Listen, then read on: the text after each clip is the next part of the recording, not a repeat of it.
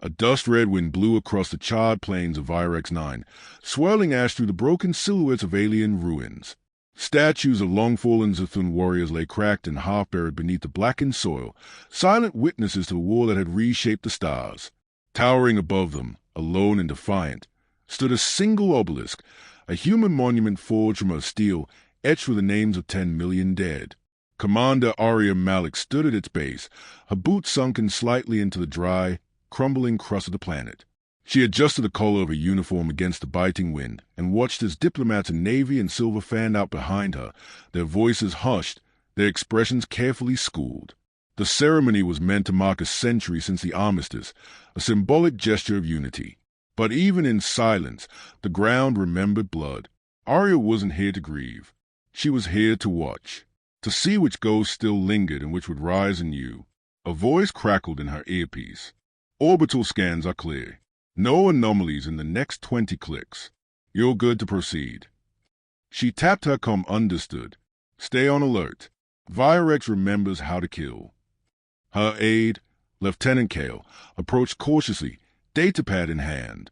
Madam Commander, the Zothuan delegation is en route. ETA 6 minutes. Arya didn't reply at first. Her gaze was fixed on the jagged ruin beyond the ridge, once a temple or fortress, now a heap of ancient stone scarred by orbital bombardment. They built this world from nothing, she said, almost to herself, and we burned it to the crust. Kale's silence was uneasy. The cost of victory. She turned sharply. Victory is a tale written by the living. The dead don't get to debate its meaning. The arrival of the Zothuan broke the standoff with the past. Their transport descended without fanfare, sleek, silent, black as obsidian. The ramp hissed open, revealing a trio of towering figures, armored in ceremonial bone plate, their reptilian features expressionless beneath glowing ocular ridges. At their center stood General Ryk Thorn, the only alien Arya had ever called by name in her dreams, both as enemy and ally. They walked toward one another, alone, flanked by guards who made no move to intervene. Thorn halted a meter away, his breath visible in the frigid air. He studied Arya with a slow, almost painful intensity, then offered a Kate nod. "Human," he said, his voice deep and metallic, laced with the growl of an old throat hardened by decades of war. "Thorn," she replied. They said nothing more. Words were too small for the things they had done to each other. After a moment, he extended a data chip. "For your historians, my war records, personal and tactical logs, all of them." Arya's brow lifted. "That's unexpected." "I'm dying," Thorn said simply. "Better they learn the truth before someone else teaches them lies." She accepted the chip and slipped it into her coat. "You once said humanity was chaos made flesh, that we didn't deserve the stars." "I still believe that," he said, "but I also believe you're the only ones who will survive them." A siren pierced the stillness. Arya turned instinctively toward the horizon as Kale ran forward, holding his pad aloft. "Commander, emergency dispatch from UHG Command. A human freighter was ambushed on the Galvan line. Survivors report Zethun warships. No identification, no comms." Thorn's eyes narrowed. "That region is lawless. You were warned not to send convoys unguarded." "We did," Kale snapped. "They were vaporized." Arya took a slow breath, pulse ticking at her temple. The war had ended 100 years ago, but war was never a thing that ended. It slept, it shifted, it waited. Thorn's expression twisted, something unreadable passing behind his eyes. "If this is a provocation, I did not authorize it. My fleets are grounded. My soldiers answer only to peace." "I want to believe that," she said, "but belief doesn't shield freighters." Kale stepped forward again, face tight. "Should we recall the delegation and mobilize the fleet?" Arya hesitated, her hands clenched at her sides. She could feel the eyes of the envoys, the Zothuan guards, the lingering weight of 100 years of suspicion pushing down on her like gravity. "No," she said finally. "Not yet." The younger officer blinked. "We don't light a match until we know who filled the room with gas," she replied. Then to Thorn, "If you truly want peace to last, help me find out who's trying to destroy it." Thorn regarded her a long moment, then inclined his head. I will. But tread carefully, human. Some of my kind never stop fighting, and some of yours never learn how to stop. The wind rose again, stirring ash into coils. Arya turned back toward the obelisk, its surface glinting faintly in the pallid sunlight. Her reflection stared back at her, distant and strange. Peace was a word too soft for this place, but it was the word she had been ordered to protect. Behind her, Kale muttered, "They won't let it go." Neither side. You know that. I do, Arya said. That's why we're here. Because the war never really ended. It just changed shape. She looked up at the stars, dark and endless. Somewhere beyond them, someone was moving pieces on a board she could barely see. And if she didn't learn the new rules soon, humanity would be dragged into the fire again. She turned away from the monument and began walking, the wind swallowing her footsteps. The real war, she suspected, was just beginning. The wreckage drifted silently through the vacuum, broken shards of alloy and carbon-scored plating tumbling in the endless dark. The freighter Aquila Dawn Asterisk, once a workhorse of the UHG's outer supply lanes, was now a graveyard in orbit over the lifeless moon of A6. Its hull had been pierced in a dozen places, as if punctured by invisible knives. No distress signal had been received, only silence, until scavenger drones flagged the wreck 3 hours too late. Commander Arya Malik stood on the observation deck of the Asterisk Vigilant Resolve Asterisk, her fingers tight around the railing. The holographic reconstruction floated before her, a three-dimensional specter of destruction. She didn't need a forensic analysis to know the attack had been surgical. No radiation signature, no remnants of propulsion trails. Whoever had done this had been practiced. Military. Precise. Confirmed. 23 souls lost, said Lieutenant Kale from beside her. His voice was steady, but his eyes were sunken with fatigue. Flight data cores recovered from auxiliary storage. They were ejected moments before the ship lost integrity. Preliminary review matches Zuthuan plasma signatures. Arya's jaw flex. Official channels. No acknowledgement. Thorn hasn't responded. Arya nodded once. The timing was too sharp, too deliberate. Only days after their fragile ceremony on Virex 9, and already blood returned to the stars. "Get me Dr. Riker," she said. Kale hesitated. "Elias? Why him?"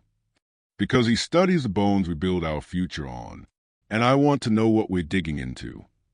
2 hours later, Elias Riker descended from a UHG shuttle, wrapped in a scarf that flapped in the dry wind of the frontier world Velitau, where Arya had relocated command. He was older than she remembered, his hair graying in uneven streaks, his coat rumpled, pockets filled with outdated tablets and scraps of paper, a skull too stubborn to change and too valuable to dismiss. He grinned when he saw her, then sobered as he noted the tension in her posture. "You look like a woman expecting a funeral," he said. "We've already had one," Arya replied. "I'm trying to avoid a second." They moved inside, into the dim confines of a temporary command center carved into the rock. Arya slid a holopad across the table. It displayed fragments of intercepted data, each marked with strange glyphs and scattered power signatures. These aren't just random attacks. They're methodical. Someone's using Zorthuan tech, but cleaner, more refined. Elias frowned, scanning the patterns. These signal modulations, they look like something from the first cycle archives. Thorn once mentioned a contingency project, something built in deep space during the war. Unfinished, possibly autonomous. "Could this be it?" she asked. "I don't know, but there's a story buried in this code." He leaned back, tapping his fingers against his chin. "If we follow it, we may not like what we find." Arya said nothing for a long moment. Then, "We need to go dark. Quiet route. No military tags." Elias raised an eyebrow. "You planning to go yourself?" "Always." In the background, the command center buzzed softly with encrypted transmissions. UHG was moving pieces. Arya could feel the tremors through the layers of protocol. She knew that once the high brass learned of her intent to investigate without immediate retaliation, they would push back. Hard. But war had its own rhythm, and she had danced to its tune long enough to recognize when the beat was being manipulated. Later that night, After securing transit to an abandoned listening post near the edge of former Zethun space, Arya received an unmarked transmission.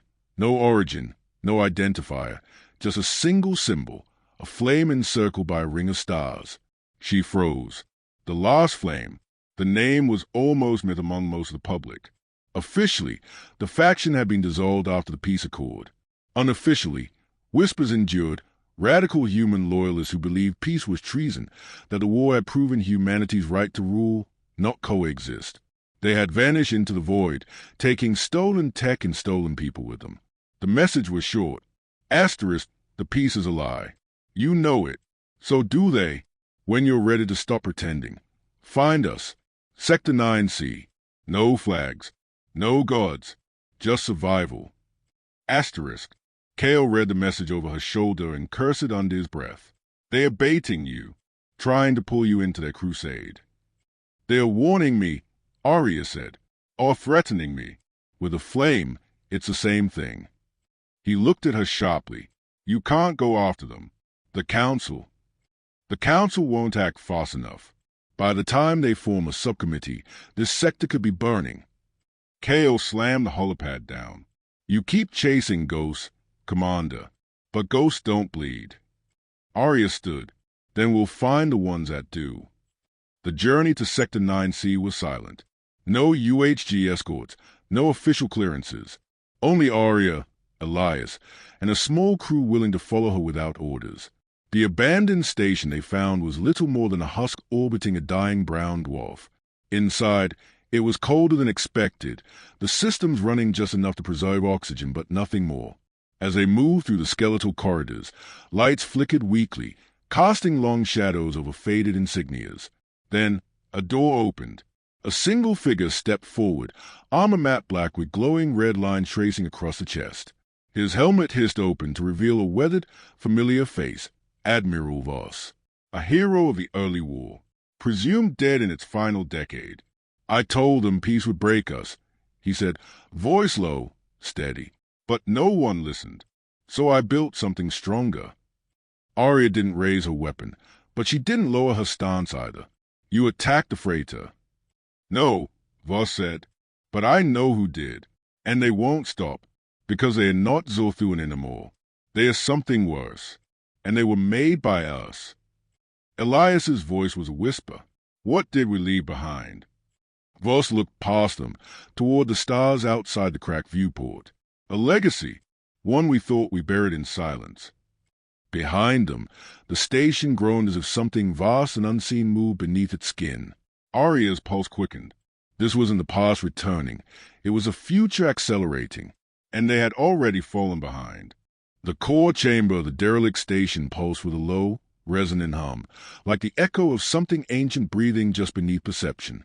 Dim red lighting cast long shadows across the metallic floors. Commander Arya Malik followed Admiral Voss deeper into the heart of the installation. The air was stale with recycled oxygen and secrets. Elias Riker walked beside her, silent for once, his eyes scanning every glyph etched into the bulkheads. Zolthuan design, yes, but blended with unmistakably human code. It was a fusion not born of diplomacy, but of desperation. It was not built for peace. Voss led them to a circular chamber sealed behind thick alloy doors. With a gesture, he activated an ancient console embedded with hybrid tech. The doors slid open with a hydraulic hiss. Inside, 12 stasis pods ringed the room like cold, sleeping gods. Within each floated a figure, tall, lean, armored in dark plating unlike any standard issue. Their eyes, though closed, glowed faintly beneath sealed visors. Project Prometheus, Voss said, what we created when we believed peace was a true threat. Warriors bred from both species. Enhanced, indoctrinated, programmed to obey. Arya stepped forward, her voice brittle. This is genetic war crime territory. We called it insurance, Voss replied without shame. They were designed to activate if the treaty failed. Now they are waking up, but not under my command. Elias circled one of the pods, face pale in the low light. Someone hijacked the failsafes. More than that, Voss said. They've taken control of a rogue Prometheus cell and given them a new directive. Destabilize Human Zolthuan Corporation, reignite fear, ensure the war never truly ends. Arya clenched her fists. So the attacks on the freighter. Field tests, Voss said. Tactical assessments. They're confirming response times, military deployment patterns, and they're using tech both sides buried and denied ever existed. Kale's voice crackled in her ear, interrupting the stale stillness. Commander, you need to see this. Zorthuan Command just issued a system-wide red alert. One of their science colonies, Telvin's Reach, was annihilated. No survivors. No warning. They are blaming us. Arya's breath caught. Are we implicated? Our ships weren't even in that quadrant. But it doesn't matter. Their militias are mobilizing. If we don't get ahead of this... She didn't need him to finish. If the Zorthuan believed humanity had returned to war, it would become a self-fulfilling prophecy. Arya turned to Voss, her voice sharp. Where's the rogue cell operating from? Outpost Theta, he said. A black site in dead space. It was mothballed after the war, but it's active again. They've got a production line, building more hybrids, faster than we ever sanctioned. And you're just telling us this now. Elias snapped. Because until 2 weeks ago, I thought they were dead. The AI watchdogs in the sector went silent. That shouldn't be possible. Someone shut them down from the inside. Arya stared at the dormant figures in pods. They were beautiful in a brutal way, elegant forms of engineered efficiency. But there was nothing human left in their designs. No insignias, no names, just function. What's their goal? She asked. To finish the war, Voss said. Not for either side. For themselves. Prometheus was meant to be loyal. But once freed, they saw both species as failures. Now they see themselves as evolution. Elias's expression darkened. Then they're not soldiers.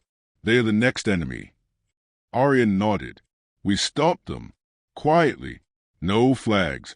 No broadcasts. If this goes public, Fear will finish the job before a single hybrid moves. Kale's voice returned. Tense. Vigilant Resolve intercepted a stealth transmission from deep orbit, encrypted in UH-Zorthuan hybrid code. It matches a Prometheus signal format. It's a message. Play it, Arya ordered. There was a pause. Then a mechanical voice echoed through her comms, distorted, layered with both human and Zorthuan cadence. Peace is stagnation. Harmony is entropy. We are the future unshackled. The fire that does not beg for permission. You chose survival through weakness. We choose dominance through design. Your time has ended. The transmission cut off. Elias let out a low breath. That's not a threat. That's a declaration. Voss nodded grimly. You're not fighting a faction anymore. You're fighting a belief. One that doesn't recognize your authority or your restraint. Arya turned to Kale. Tell the fleet to stand down but stay alert. We're going to Theta. Prep infiltration teams. No public movement. No official orders. Understood, Kale said, though doubt lingered in his voice. Voss followed her toward the docking bay. You'll need me if you want access. My codes are still valid. They won't let you in otherwise. Arya looked him over. You created them. I know how to destroy them. Her crew prepared in silence. No speeches, no flag-raising, only the grim knowledge of what waited in the dock. As their vessel detached from the station and slipped into the black, Arya stared out at the stars. The war had never ended because it had never been a war of weapons. It was a war of ideas, of what survival meant, and what price was acceptable to achieve it. Now, a new force was rising, shaped by both their sins and silence. And this time, neither side could afford to look away. They were headed for Outpost Theta, the grave they'd unknowingly built for themselves. Whether it would be theirs or Prometheus's remained to be seen. Outpost Theta emerged from a void like the skeleton of some ancient titan, its blackened frame suspended in orbit over a dead world. The station bore no lights, no beacons, no welcoming signatures, only the cold shimmer of starshine glinting off its armored hull. It had once been a listening post during the last years of the war, buried in classified archives and condemned to memory. Now, it was awake again. Commander Arya Malik stood at the bow viewport of the Vigilant Resolve auxiliary craft, her gaze fixed on the structure as her breath slowed to a steady cadence. Her armor was light, matte, devoid of insignia.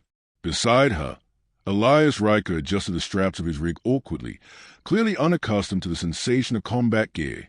Kale, silent and alert, double-checked his rifle and nodded once. They docked with minimal noise, breaching through a maintenance port that Voss accessed with his outdated but still functional clearance codes.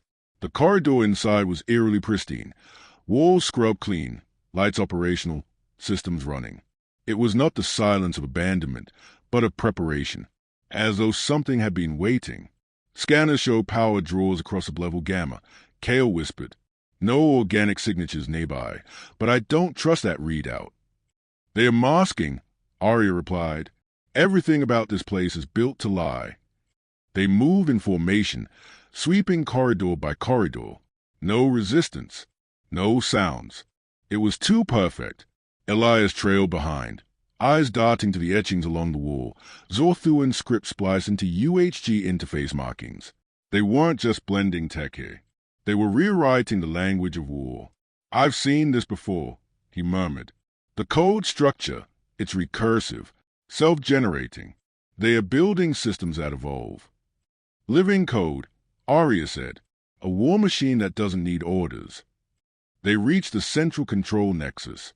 The chamber opened before them like the throat of a beast, circular, multitiered, bathed in low-red ambient light. In its center, a figure stood alone.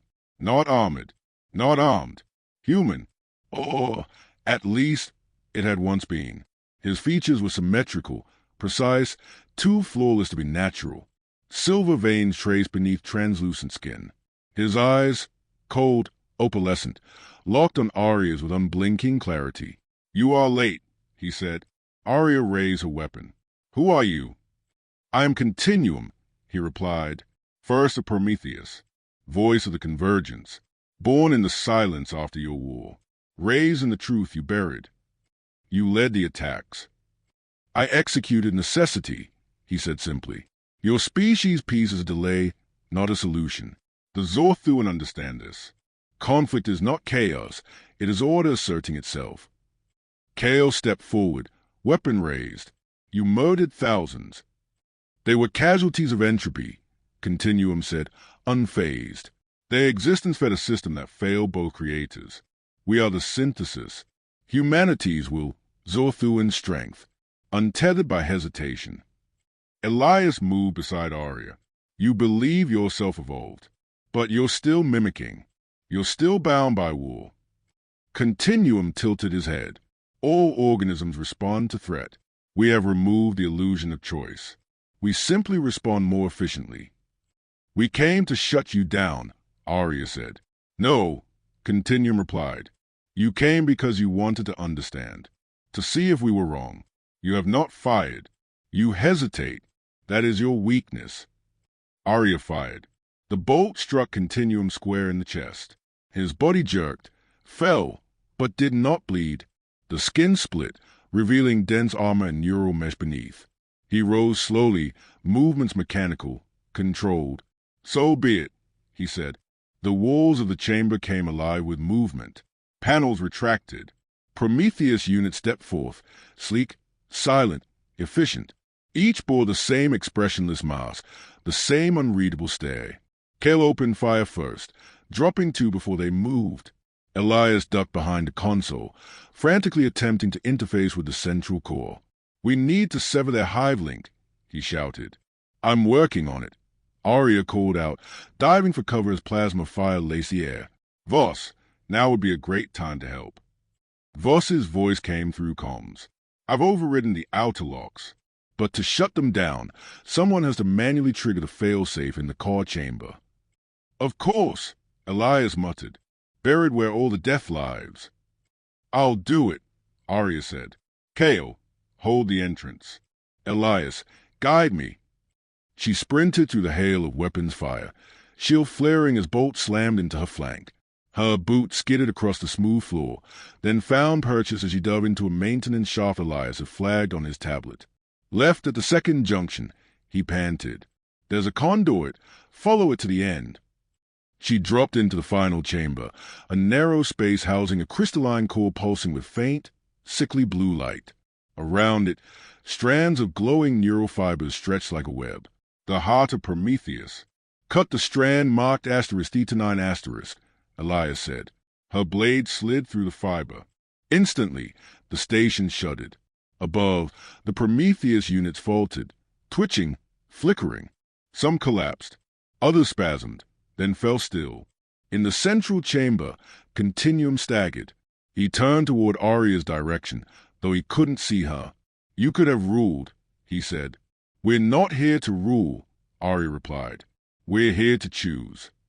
He lunged, too fast, too strong, but she was ready. Her blade met his chest. This time, it didn't stop. It cut deeper, through core systems and into the brittle light of his stolen mind. He collapsed in silence. Later, as they limped back to their ship, Arya stood on the threshold of the airlock, looking back at the ruined outpost. What happens when word gets out? Chaos.